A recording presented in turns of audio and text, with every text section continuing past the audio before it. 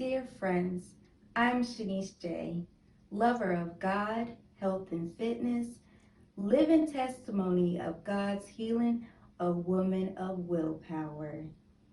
Thank you so much for tuning into Love Her Will, the new voice of willpower. Today I'm going to share my own personal journey battling breast cancer, and I'm going to talk about how I was able to have faith in the midst of a fight. Every one of us is worthy. Every one of us is worthy. Every one of us is worthy. I endured 8 cycles of chemotherapy, 51 days of radiation, 243 days of complete hair loss, 30 days of feeling like my skin was on fire, 19 brain metastases, black toenails and fingernails, years of nausea, headaches, swelling, joint pain, anemia, and depression. And let's definitely not forget chemo brain. Life was carefree at 23. I was teaching full time and I had 2 other jobs. Then one day I found a quarter-sized knot underneath my right armpit. I wasn't going to get it checked out, but then my friends convinced me that it was important enough to go to the urgent care. So I went to the urgent care with my concern. After my exam, the doctor says, it's definitely not cancer. You're way too young. It could be, it could be an infection. So just keep an eye on it. So that's what I did. In other words, I forgot about it. So 4 months down the road, I start to experience extreme breast pain, and the knot had grown in size. I went to the emergency room to see if they could run some tests. I had to plead until they finally agreed to do an x-ray. It took several doctors before I was taken seriously. Finally, they did an x-ray. The x-ray showed that it was big in size.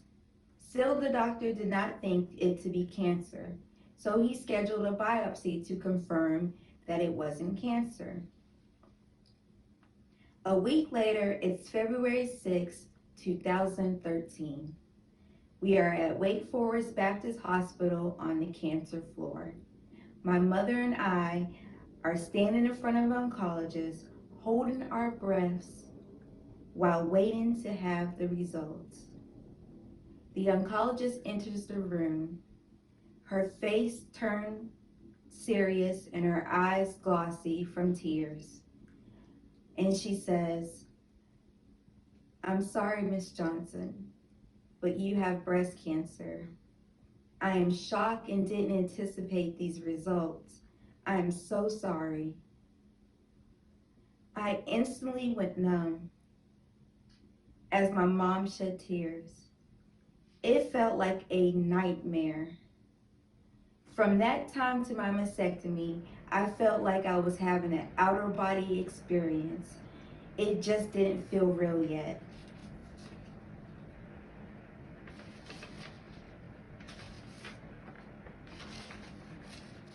Then I had 14 lymph nodes removed and the knot completely removed so the doctors could determine my stage. 2 surgeries later, I hear, I'm sorry, Miss Johnson, but you have stage 3 breast cancer and it's aggressive. That numbness became greater, along with the pain of anxiety and heartbreak my mom, my dad, and I were feeling. Everything moved fast from that point. 2 weeks later, I had a mastectomy. Then 2 weeks later, I'm sitting in a chair about to have chemotherapy. I had no knowledge of how I developed breast cancer or what it truly meant for my life. I had no family history to go by because I was adopted.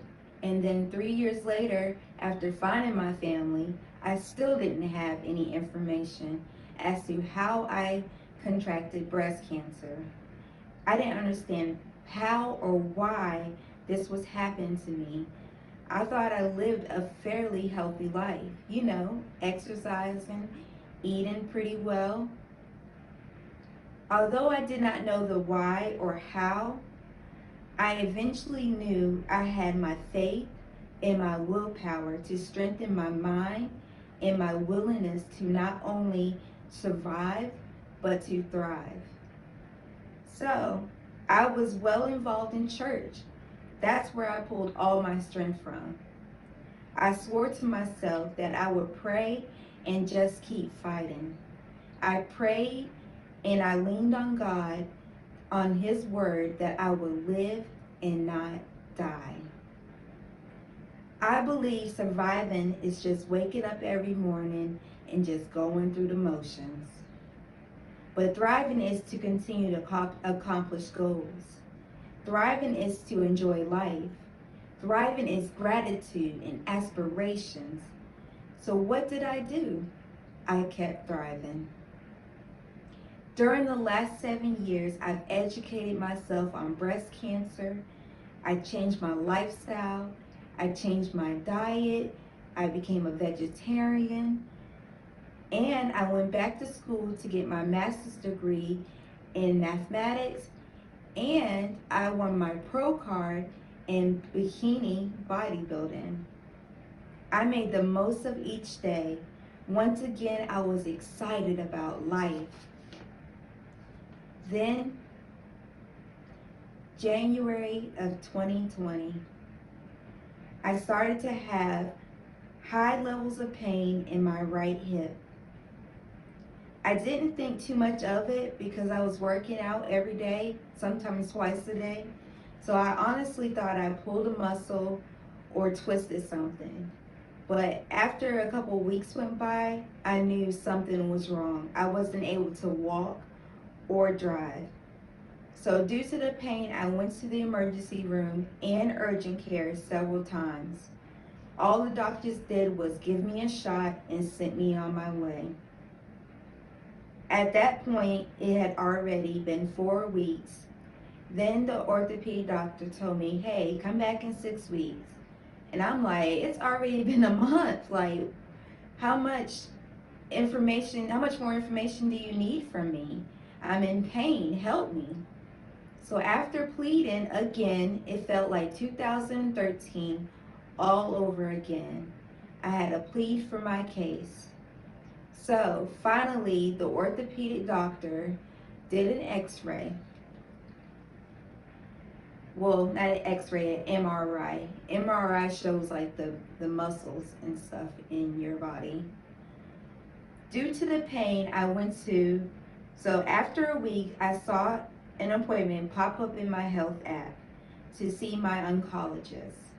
At this point, I still hadn't received my MRI results. I became extremely anxious. I wasn't supposed to see my oncologist until September. So why does she want to see me now in March? I just got a good report on my mammogram 2 weeks prior. They told me I was still cancer-free, so there's no point in her wanting to see me. Next thing you know, I'm sitting in the oncology room, and next thing I hear, I'm sorry, Miss Johnson, but your breast cancer has returned.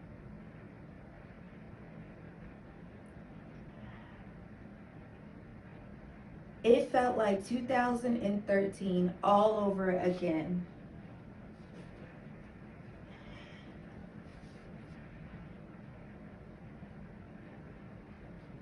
Except this time I was there alone.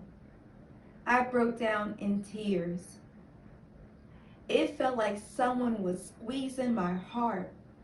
I couldn't believe what I just heard. I thought to myself, I've done everything I was supposed to for the last 7 years. Why me? How? How is this happening again? So the doctor continues and says, I'm sorry, Miss Johnson. It has metastasized to your hip and spine, and it's incurable. I was at a loss for words. How could this be? I just celebrated that I was cancer free 2 weeks ago. I was just enjoying my life. Things were great. I was happy.